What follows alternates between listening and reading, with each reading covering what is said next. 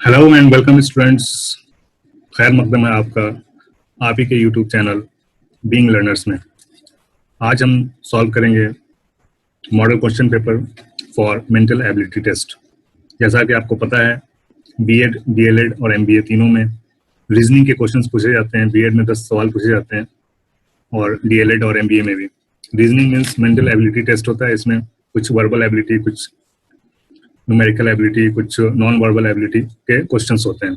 तो उसी के बेस पे ये 10 questions as a model question paper बनाया है हमने। ये 8वां क्वेश्चन पेपर है। इससे पहले 7 क्वेश्चन पेपर और बन चुके हैं। अगर आपने नहीं देखा है तो उसके डिस्क्रिप्शन से उसका डिस्क्रिप्शन में लिंक दिया हो, वहां से आप जाकर देख सकते हैं। तो स्टार्ट करते हैं क्वेश्चन नंबर 1 से। क्वेश्चन नंबर 1 में है, अगर आप क्वेश्चन पे गौर करेंगे तो यहाँ पे लिखा हुआ है कि उस लफ्ज का इंतखाब करें जो नीचे लिखे हुए लफ्ज का जरूरी हिस्सा हो। ठीक है, तो यहाँ पे जो लफ्ज है वो है आपका दर्द। ठीक है, दर्द के लिए सबसे जरूरी इन चारों में से कौन सा लफ्ज है? ठीक है, तो दर्द के लिए कटना, जलना, नहुसत या चोट। ठीक है, तो इसमें सबसे ज्यादा जरूरी जो चीज है दर्द के लिए वो है चोट, क्योंकि बहुत सारा ऐसा कट होता है जिससे दर्द नहीं होता, लेकिन कट हो जाता है लेकिन दर्द नहीं होता, दर्द का एहसास नहीं होता है। जलना भी बहुत सारा ऐसा जगह जहाँ जल जाता है लेकिन दर्द नहीं होता। ठीक है, नहुसत तो अलग ही चीज हो गई। तो चोट ऐसी चीज है कि चोट रहेगी तो दर्द बिल्कुल होगा ही होगा। ठीक है, कटने के बाद भी चोट ही लगती है, जलना भी एक चोट ही है। तो चोट सबसे यहाँ पे जरूरी चीज हो गई, जरूरी हिस्सा हो गया दर्द के लिए। ठीक है, नेक्स्ट क्वेश्चन में देखेंगे हम। नेक्स्ट क्वेश्चन क्या है, देखिए नेक्स्ट क्वेश्चन क्या है। ए सी का बेटा है, सी और क्यू बहनें हैं। ठीक है, और जेड क्यू की माँ है और पी जेड का बेटा है। तो मुंदरजा झेल में से कौन सा बयान दुरुस्त है? ठीक है, तो इस टाइप के क्वेश्चन में बता रखा है, आपको पढ़ते जाना है एक एक लाइन और एक सिस्टम बनाते जाना है। ए सी का बेटा है, ठीक है, तो सी हो गया यहाँ पे। सी में ऐसे दो देंगे हम, एक राइट साइड का हम बेटा रखते हैं, लेफ्ट साइड बेटी रखते हैं। ठीक है, तो ए सी का बेटा है, तो ये बेटा का हो गया ए।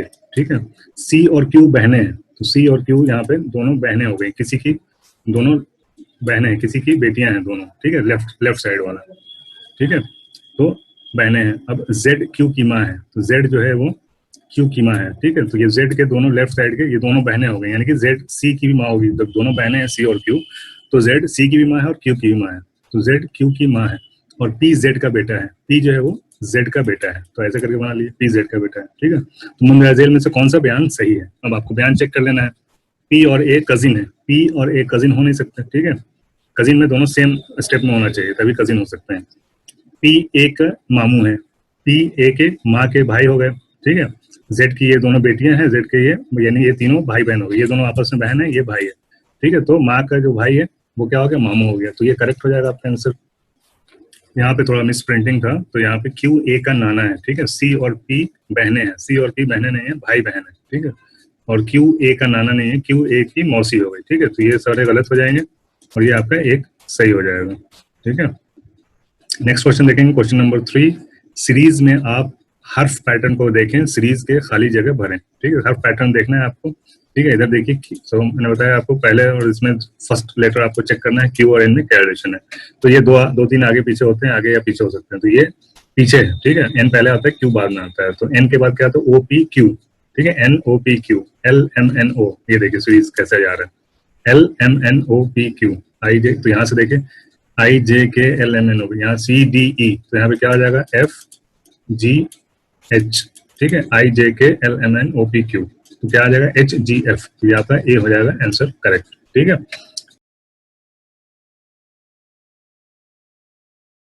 क्वेश्चन नंबर 4 देखेंगे अभी। आदाद और शुमार का इंतखाब करें जो बाकी से मुख्तलिफ है। ये 5 आपको फिगर दिए हुए हैं, इसमें से जो एक मुख्तलिफ है उसको आपको बताना है कि कौन सा मुख्तलिफ है। ठीक है, तो इसको आप अगर फिगर्स को, तस्वीर को गौर से देखेंगे तो इसमें देखिए जो डंडे निकले हुए हैं चारों तरफ, ये सबके बराबर है। ठीक है, ये जो है ये जो है ये सारे बराबर हैं। ठीक है, इसके इसके फोर्थ फिफ्थ ये सब में बराबर है ये। लेकिन ये इसमें देखेंगे आप, ये छोटा से बड़ा होता जा रहा है। ठीक है, बड़े छोटे हैं, ये सबसे बड़ा है, फिर छोटा है, छोटा होता होता बहुत छोटा हो गया। ठीक है, तो ये बिल्कुल इसमें से अलग हो गया, सेकंड वाला। तो क्या आंसर हो जाएगा आपका? यहाँ पे बी। क्वेश्चन नंबर 5 देखेंगे। इस सिलसिले को देखें, 53, 53, 40, 40, 27, 27, उसके बाद ये है खाली जगह। तो उस खाली जगह में कौन सा नंबर आना चाहिए? तो आपको यहाँ पे पैटर्न चेक करना है कि किस पैटर्न पे ये नंबर लिखे जा रहे हैं। तो ये देखिए डबल डबल, ये तो पैटर्न आपको दिख ही रहा है, 53, 53 है, फिर 40 है, 40 है, 27, 27। लेकिन इसके 27 के बाद क्या आएगा? देखिए 53, 53 दो बार लिखा है। ठीक है। उसके बाद 53 में से मैंने पहले ही बताया आपको, या तो कुछ प्लस होगा या कुछ माइनस होगा, ठीक है, या किसी नंबर से गुणा होगा या किसी नंबर से भाग होगा, ठीक है। अगर डिफरेंस कम है तो 100% उसमें घट रहा है या बढ़ रहा है। डिफरेंस अगर कम है तो, डिफरेंस ज्यादा है यानी कि ज्यादा डिफरेंस का मतलब या तो डिवाइड हो रहा है या फिर मल्टीप्लाई हो रहा है। तो यहाँ पे डिफरेंस कम है, कितने का डिफरेंस है, तो यहाँ 53 यहाँ 40 है, तो जब 53 में से 40 घटाएंगे तो 13 आएगा आपका, ठीक है। तो यहाँ डिफरेंस 13 है। तो यहाँ पे हम देख लेंगे सेम डिफरेंस अगर दोनों इन दोनों 40 और 27 में भी है तो ये कॉमन हो जाएगा, यानी कि 40 में से 40 में से 27 घटाएंगे तो भी 13 ही आएगा, ठीक है। तो कॉमन डिफरेंस हो गया आपका 13, तो यानी कि 27 में आपको 13 घटा के यहाँ पे नंबर लिख देना है। तो 27 में से आप 13 घटाएंगे तो कितना आ जाएगा, 14, ठीक है। तो यहाँ पे आपका आ जाएगा 14, फिर कॉमा करके फिर 14 ही आने वाला है, ठीक है। अगर 2 बार डैश करके आता तो आप 14 14 लिख देते, तो यहाँ पे आंसर हो जाएगा आपका डी 14। नेक्स्ट क्वेश्चन देखेंगे, क्वेश्चन नंबर 6। यहाँ कुछ अल्फाज मसनूई जुबान में तर्जुमा किए गए हैं, ठीक है। किस लफ्ज का मतलब वॉक वे हो सकता है, ठीक है। तो यहाँ पे कोडिंग की गई है, जैसे कप बोर्ड है, कप बोर्ड की कोडिंग की गई है MIGENLASN से। ये कोई भी एक, ये कोई लैंग्वेज नहीं है, ये मसनूई लैंग्वेज यानी आर्टिफिशियल लैंग्वेज, सिर्फ कोडिंग के लिए इस्तेमाल की जाती है। तो इन सारे नंबर्स को देख के आपको पता लगाना है कि वॉक वे का क्या कोडिंग होगा, ठीक है। तो इसमें इसका एक ही तरीका है पता लगाने का, आपको कॉमन वर्ड देखना है, आपको किसी चीज से अंदाज नहीं लग सकता है कि इसका कोडिंग कैसे किया जा रहा है। तो कप बोर्ड, बोर्ड वॉक और पुल मैन, तो इसमें से आपको कॉमन देखिए, कप बोर्ड और बोर्ड वॉक में बोर्ड कॉमन है, ठीक है। ये बोर्ड कॉमन है इन दोनों लफ्ज में, इन दोनों वर्ड्स में बोर्ड कॉमन है। तो यहाँ पे इनमें से देखेंगे कौन से लेटर्स कॉमन है। तो MIGENLASN ये देखिए LASAN, ये और ये यहाँ पे कॉमन है, यानी कि बोर्ड का जो कोडिंग हो गया वो LASN हो गया, ठीक है। तो अब ये बोर्ड में ये हो गया, तो वॉक का क्या हो जाएगा, ठीक है। आपको वॉक वे का निकालना है ना, तो वॉक का पता होना चाहिए। तो वॉक का क्या हो जाएगा, POEN, ठीक है। तो POEN हो जाएगा आपका वॉक का। तो वॉक वे से कोई मतलब नहीं, वे वॉक का आपको पता चल जाएगा तो वे का भी उसी में आ जाएगा। तो POEN आपको देखना है किसमें है, तो POEN यहाँ पे है, POEN यहाँ पे भी है, ठीक है। तो वे, ठीक है। तो यहाँ पे देखिए दो जगह है आपका, POEN यहाँ पे भी है, POEN यहाँ पे भी है। अब ये देखिए यहाँ पे क्या है, MIGEN है, MIGEN कहाँ पे, यहाँ पे है। तो बोर्ड का हो गया LASN, तो ये कप का हो गया MIGEN, ठीक है। तो ये नहीं हो सकता, ठीक है, MIGEN कप का है, इसका मतलब POEN FORSE आपका आंसर हो जाएगा, करेक्ट आंसर हो जाएगा डी। क्वेश्चन नंबर 7 देखेंगे हम, वो मुतबादिल मुंतखब करें जो 5 में से 3 मुतबादिल आदादशुमार की नुमाइंदगी करता है जो एक दूसरे के साथ फिट हो जाने पर एक मुकम्मल मुरब्बा बनाते हों। यानी ये 4-5 जो फिगर्स हैं आपके, इसमें से 3 ऐसे फिगर चूज करना है जिनको मिला के हम स्क्वायर बना सकें, ठीक है, ये स्क्वायर बन जाए। तो स्क्वायर बनाने के लिए हमने देखिए आंसर को भी आपको ध्यान में रखना है। आंसर में क्या है, 1 2 3 1 4 5 1 2 4 1 2 5, यानी 1 कॉमन है इसमें, ठीक है। 1 चारों में कॉमन है, यानी इसको तो आपको लेना ही लेना है, ठीक है। तो इसमें आप क्या मिलाएंगे कि ये स्क्वायर बन जाए, ठीक है। तो ये इसको आप टेढ़ा मेढ़ा भी कर सकते हैं, अगर इसको आप थोड़ा सा इधर टिल्ट करेंगे तो ये आपका हो जाएगा सीधा, ठीक है। ये ऐसा सीधा हो जाएगा और ये जो होगा आपका ऐसा हो जाएगा, ठीक है। और ये कुछ इस टाइप का बन के आएगा, ठीक है। अब स्क्वायर बनाने के लिए इसमें देखिए, इसमें क्या करेंगे, नीचे अगर आप इसको जोड़ दें यहाँ पे ऐसा, ठीक है, तो ये नीचे का कंप्लीट कर देगा स्क्वायर का, और ये ऊपर का ये वाला हिस्सा यहाँ पे कंप्लीट हो जाएगा, ठीक है, ऐसे करके। तो ये कंप्लीट एक स्क्वायर बन जाएगा, इसको आप गौर से देखेंगे तो समझ में आएगा, ठीक है। तो यहाँ पे आंसर हो जाएगा 1 4 5, ठीक है, बी इसका आंसर करेक्ट हो जाएगा। नेक्स्ट क्वेश्चन देखेंगे हम, क्वेश्चन नंबर 8। स्कूल प्रिंसिपल को तातील के दौरान यानी रेसेस के दौरान स्कूल के सहन में गुंडागर्दी के बारे में वालिदैन की शिकायत मौसूल हुई है। वो जल्द से जल्द इस सूरत हाल की तहकीकात करना और उसका खात्मा करना चाहते हैं, तो लिहाजा उनसे तातील के माउनीन को करीब से देखने को कहा, यानी जो भी रिस्पॉन्सिबल पर्सन है रेसेस के दौरान, जो भी टीचर्स रहते हैं वहाँ पे, उनको देखने को कहा। तो प्रिंसिपल को किस सूरत हाल की इत्तला देनी चाहिए, 4 सूरत हाल है नीचे, इसमें से किस सूरत हाल को प्रिंसिपल तक पहुंचाना चाहिए। तो पहला सूरत हाल है कि एक लड़की बेंच पर बैठी किताब पढ़ रही है और अपने साथियों के साथ बातचीत नहीं कर रही है, ठीक है, ये तो नॉर्मल है, ये हो नहीं सकता, ठीक है। बी है 4 लड़कियां दूसरी लड़की के गिर्द घेरे रही हैं और बज़ाहिर उसके बैग का कब्जा है, यानी उसका बैग छीन कर उन लोगों के हाथ में और उस लड़की को चारों तरफ से घेर रखा है, ठीक है। तो ये गुंडागर्दी टाइप की चीज दिख रही है। तीसरा ऑप्शन है 2 लड़के बास्केटबॉल का गेम खेल रहे हैं और स्कोर पर बहस कर रहे हैं, तो ये बहस कोई गुंडागर्दी नहीं है, ठीक है, बहस कर सकते हैं आप खेल के मैदान में।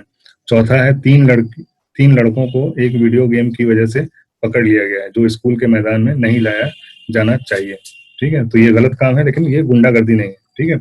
आपने गलत काम किया है, वीडियो गेम लाके आप खेल रहे हैं मैदान में, तो ये गलत काम है, लेकिन ये गुंडागर्दी नहीं। तो आपका आंसर बी जो है ये यहाँ पे आंसर सही हो जाएगा। क्यों? क्योंकि 4 लड़कियां दूसरी लड़की को के चारों तरफ से घेर के रखी हैं और उसका बैग का अपने कब्जे में ले रखा है, उसके बैग में तलाशी ले रहे हैं या तो छीन झपट कर रही हैं। ठीक है, तो ये आपका बी ऑप्शन सही हो जाएगा। नेक्स्ट क्वेश्चन देखेंगे हम, क्वेश्चन नंबर 9। ठीक है, एक दुकानदार 1 रुपए में 6 टॉफी खरीद कर 20% मुनाफे कमाता है, तो 1 रुपए में वो कितनी टॉफी बेचेगा या बेचता है? ठीक है, तो 1 रुपए में 6 टॉफी खरीदता है, तो एक टॉफी की कीमत कितनी हो गई? 1/6। ठीक है, अगर आप इसको पैसे में करेंगे तो कितना पैसा हो जाएगा? 100 से मल्टीप्लाई करेंगे तो ये पैसे में आ जाएगा। यानी अभी नहीं करते हैं इसको। ठीक है, अभी इसको पैसे में कन्वर्ट करेंगे तो और ज्यादा मुश्किल हो जाएगा। ठीक है, तो इसका हम कर देंगे 20% निकालेंगे, यानी एक टॉफी की कीमत कितनी हो गई? 1/6, इसका 20% निकालेंगे तो कितना हो जाएगा? 20/100। ठीक है, तो ये हो जाएगा आपका 1 0 से 1 0 कट गया। ठीक है, 2 3 6, ये कितना हो गया? 1/30। ठीक है, ये 20% हो गया। अब 20% क्या करेंगे? जोड़ देंगे हम किसमें? एक टॉफी की कीमत में। एक टॉफी की कीमत है 1/6, तो ये हो जाएगा आपका एलसीएम 30 आ जाएगा। 1 + 6 पंजे 30, 5, यानी कि 6/30, यानी कि हो गया 1/5। ठीक है, तो एक टॉफी की कीमत 1/5 हो गई। कब? 20% उसमें मुनाफे के साथ। ठीक है, तो 1/5 कितना पैसा हो गया? 100 पैसे का 1 रुपया होता है। ठीक है, तो पैसे में कन्वर्ट करेंगे तो 20 पंजे 100, यानी 20 पैसे की टॉफी बेचेगा तो वो 20% उसको मुनाफा होगा। ठीक है, तो 20 पैसे की टॉफी के हिसाब से 1 रुपए में कितनी टॉफियां देगा वो? तो उसको फिर से हम क्या करेंगे? 20 पैसे में एक टॉफी, तो 100 पैसे में कितनी टॉफी? तो 100 को डिवाइड कर देंगे 20 से, तो 20 पंजे 100, तो 1 रुपए में कितनी? 5 टॉफी आएंगी, यानी 1 रुपए में 5 टॉफी वो देगा तो उसे 20% प्रॉफिट मुनाफा होगा। ठीक है, तो यहाँ पे आंसर आ जाएगा आपका सी। ठीक, लास्ट क्वेश्चन है, question number 10। Google, YouTube, Facebook, कौन सा आदाद शुमार इनके माबैन सही ताल्लुक को जाहिर करता है? ठीक है, ये वेन डायग्राम है, इसमें कौन सा इसमें वेन डायग्राम इसके आपस के रिलेशन को बताता है। ठीक है, तो इसमें आपस में रिलेशन क्या है? गूगल क्या है, यूट्यूब क्या है, फेसबुक क्या है? अगर आपने मोबाइल में इस्तेमाल करते हैं तो ये फेसबुक एक सोशल मीडिया है। ठीक है, गूगल एक कंपनी है, यूट्यूब, ठीक है, यूट्यूब भी एक प्लेटफॉर्म है जहाँ पे आप वीडियोस, बहुत सारे वीडियोस देखते हैं, ये भी एक कंपनी है, लेकिन ये अलग कंपनी नहीं। यूट्यूब जो कंपनी है वो गूगल के अंदर आती है। ठीक है, गूगल की ही एक सिस्टर कंसर्न है, यानी कि गूगल का एक पार्ट है, एक ब्रांच है यूट्यूब। फेसबुक जो है वो अलग एक कंपनी है। ठीक है, तो कंपनी के हिसाब से देखेंगे तो गूगल के अंदर यूट्यूब आ जाएगा, यानी कि अगर इसको आप गूगल मान लेते हैं तो ये यूट्यूब आ गया। ठीक है, ये गूगल बड़ा वाला, यूट्यूब इसके अंदर आ गया, और ये आपका फेसबुक अलग से हो गया। ठीक है, तो ये रिलेशन सबसे सही इनके आपस में जो रिलेशन है वो बताता है। ठीक है, उम्मीद करता हूँ कि आपको वीडियो पसंद आया होगा। पसंद आया तो शेयर कीजिए, लाइक कीजिए, चैनल को सब्सक्राइब कीजिए, दोस्तों को शेयर कीजिए, और मिलते हैं नेक्स्ट वीडियो में। तब तक के लिए have a nice day, good bye.